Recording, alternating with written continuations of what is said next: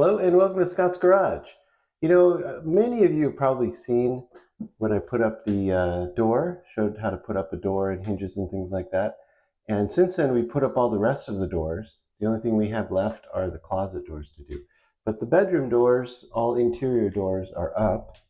They look great. We love how they look. But there's a problem. So these look great. I started looking at these closet doors. Let me show you a little bit closer. Now these closet doors are original. There's two sets here upstairs.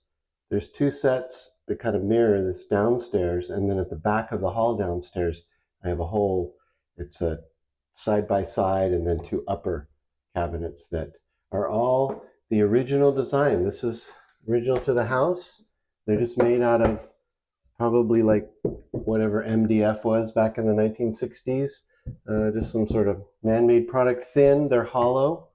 They have these cheesy, clippy things that I don't like that have to hold it closed, and they never do, and then it falls open like that. I don't know if you can see these old style hinges. And worst of all, it doesn't match our new doors. So what I want to do is I want to take some measurements, and I want to create a plan, and I want to make some doors here that will match our new bedroom doors. I want to match the style just as closely as I can. I think before we go down to the garage and start cutting material is we need to kind of think about the design a little bit. So I think what I'll do is I'll go over to the drafting station and we'll draw up a little plan of our door, just so when we go out to the garage we can have all of the calculations made and everything's all done. I ended up just kind of breaking it. It was taking too long to take out those damn screws, so I just sort of friggin' busted it. So now it makes it really easy to measure this opening, and the opening is exactly 21 by 44. Right, so let's go downstairs to the drafting station and we'll draw up this chicken scratch a little bit nicer. Before heading over to the drafting station, there's one thing we need to do first. And if you watch the guys over at Four Eyes Furniture, they're pretty good. They talk a lot about order of operations. And so that's kind of what we're talking about here. Before we can do a design, we have to do something else first. So we took down the cabinet door, we measured the opening, but we need to find out what size the door is. And I guess you think, well, maybe we'll just decide whatever we want the door to be, whatever size we want it to be, and we'll just make it that size. And then maybe when you get down the road and you get your doors all made, then you'll order your hinges and things like that. Wrong. You don't make the doors first. The first thing you do when you're going to do something like this is order your hinges. So I picked kind of these new sort of European style hinges. They're pretty cool. And it does sort of a slow close like that, which is pretty neat. And the thing that we want to do is we're trying to figure out what our offset is. And so the offset is this. So this is the door. This is the face frame. Hooks onto this bracket here, the face frame. And so this is in the open position. So if you look at when the door closes, it doesn't just like close like that. It sort of goes back like this a little bit. And there's an offset here. So this is the edge of our face frame. And then how much is this? You can see I went through a few iterations on where I exactly wanted that. And why I did that is because I wanted this to be 3/4. So from the edge of the face frame to the door, it's going to be 3/4. So what that does is it means you can take your opening for your cabinet door, add 3/4 to each side, or 1.5 inches. So you opening, add 1.5 inches to this, and you have your dimensions for your door. And that will work for any door that I'm doing this way.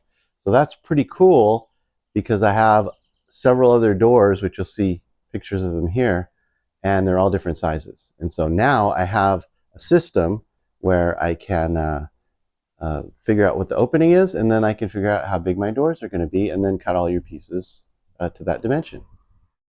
All right, so with all that in mind, I think we have enough information to head over to the drafting station, and we can start drawing up our doors.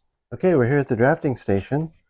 I usually do the border last, but I noticed the last time I was working on this, it seemed to be really hard to see the white paper on the white background here. So what I think I'll do is I'll just make like a border so that it makes it maybe a little bit easier for everybody to see, you know, exactly where the paper is. So basically all I'm going to do right here is just draw a rectangle of my door. And again, I don't think I'm going to make like a 3 projection view of this. I'm just going to draw what I need to draw.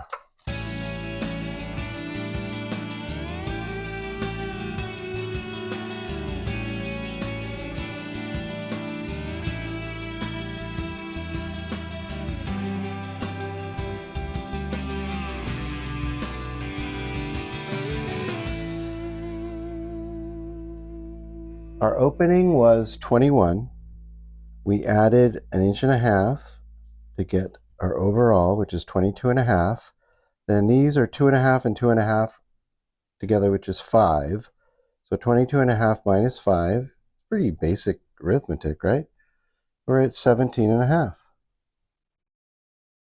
So in this door, maybe we'll have a, you know, the hinge or the knob is right there, and we'll have the hinges over here, kind of deal.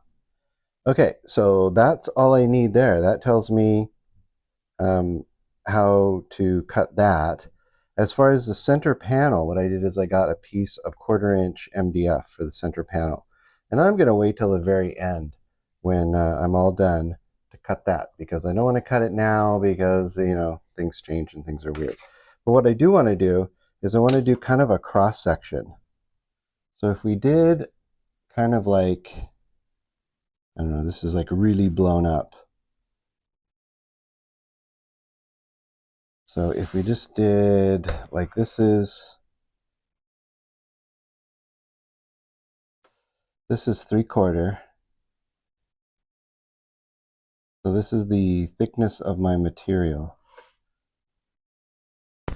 And then I'm going to draw a line right down the middle, you know, roughly.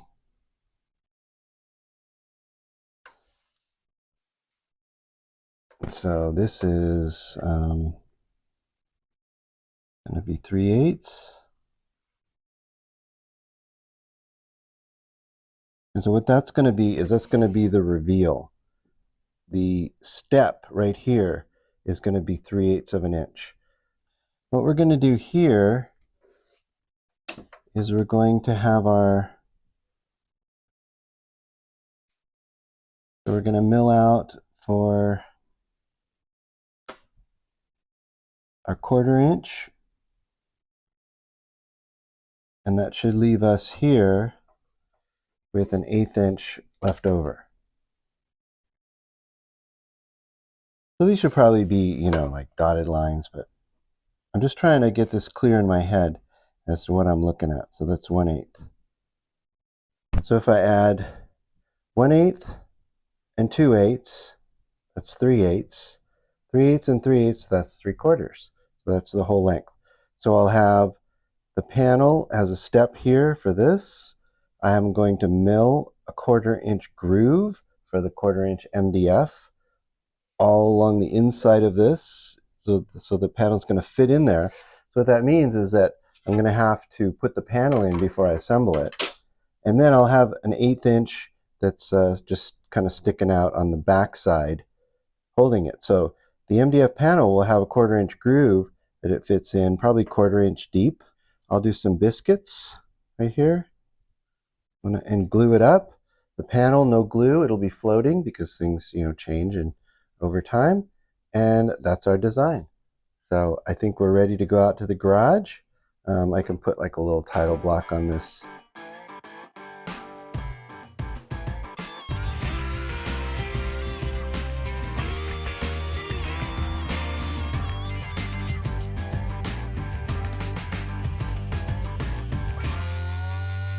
Okay, so now that we have a design, before we start cutting, we have to figure out which material we're going to use. But it really determines the material you're going to use by what your finish is. So if this was a door that I was going to stain and, you know, poly, do it like a clear natural finish or something, what I'd probably do is do oak, maple, uh, even birch, walnut, something like that. Nice wood. But since I'm not doing that, I'm going to paint these to match the other doors. The choice is kind of made, you want to do poplar. So poplar is easy to work with. It's a hardwood, but it's pretty soft. It's easy to work. It takes screws nicely and things like that.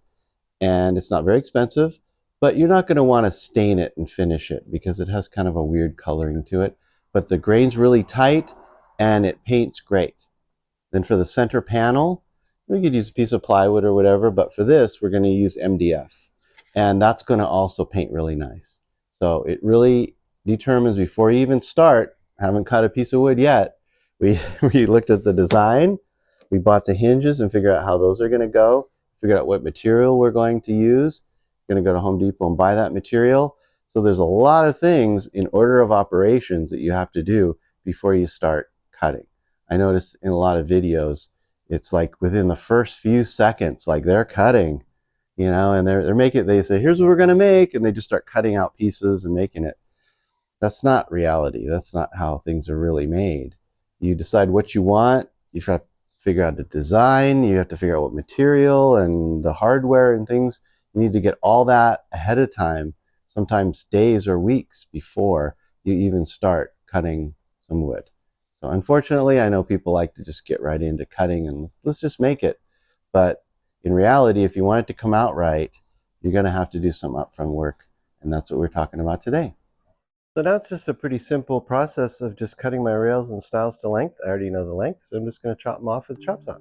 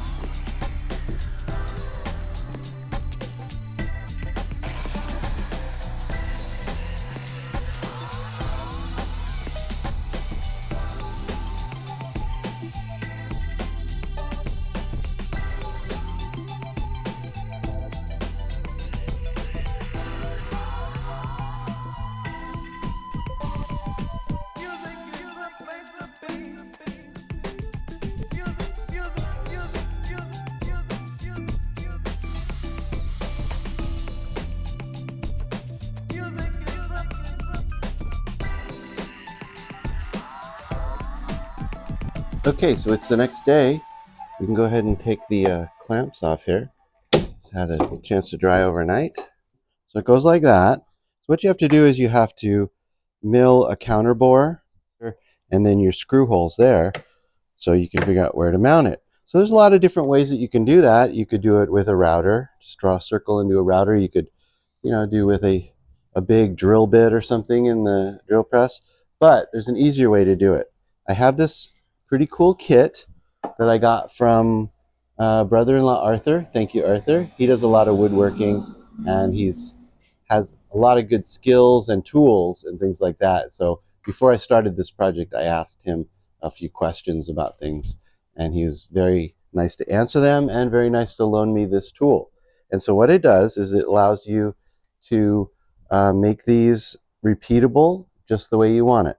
I'm going to line my little nubs up there, and you can see this edge is pretty much right in line with the edge of my wood. Good. And then we'll just clamp that down, put this part in, and then we're ready to drill.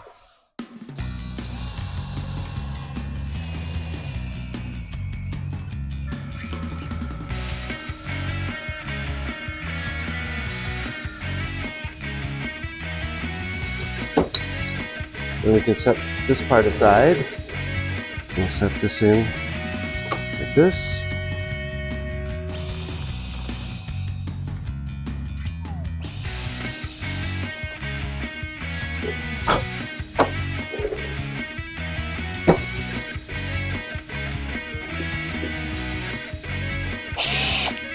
And then these pilot holes are big enough. I don't need to drill it bigger or deeper.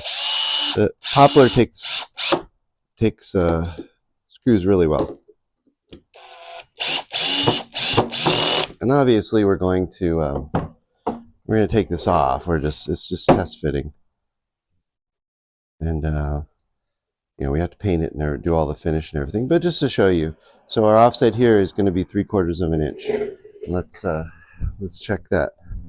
So this is actually going to be kind of like that, perpendicular. And then if we just put this right there, we get almost exactly 3/4 of an inch. Let's talk about it. Very on, and all I knew that it's you I fell into.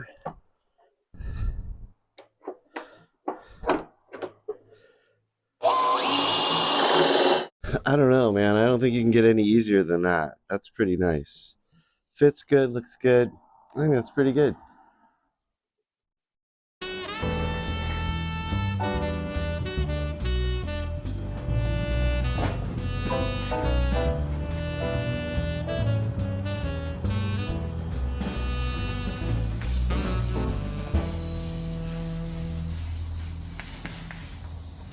Okay, so after several days of priming and painting and waiting for things to dry, this door is all complete. It's the first one in the series, but that's kind of all we need is demonstrate how we do this. So the task today is we're going to put the hinges in, the knob, and then put it upstairs and install it. Okay, so the first step here, just put this in. And we'll attach it with a couple of the provided screws.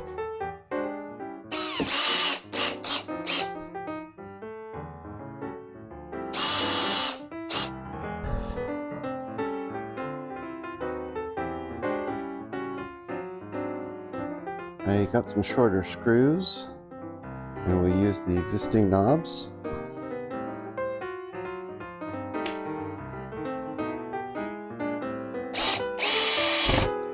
Okay, with that, just that easy, we have the knob and the hinges. We're ready to take this on upstairs.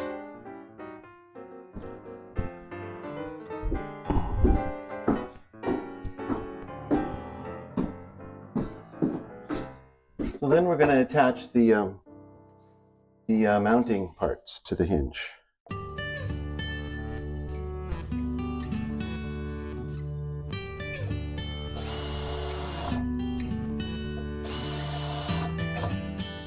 Mounting plates have some adjustment up and down. So what I'm just doing is kind of putting a starting point. Just starting them in the middle. That way I can move them up and down as needed.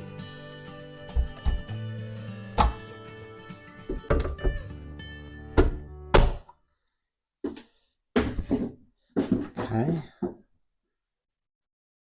Let's put a couple of little bumpers on here. I think that will help a lot. Okay, so in the junk drawer, I was able to find some little bumpers in white, which I thought were pretty cool. I'm just gonna put one here, and then, oops. And then let's put one up here. And I noticed that when it hits up here, it kind of hits. So I think I want to put a little bumper there too. There we go. All right.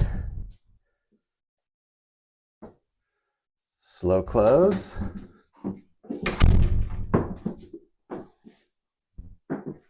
So there is our new doors, and there is our new closet door.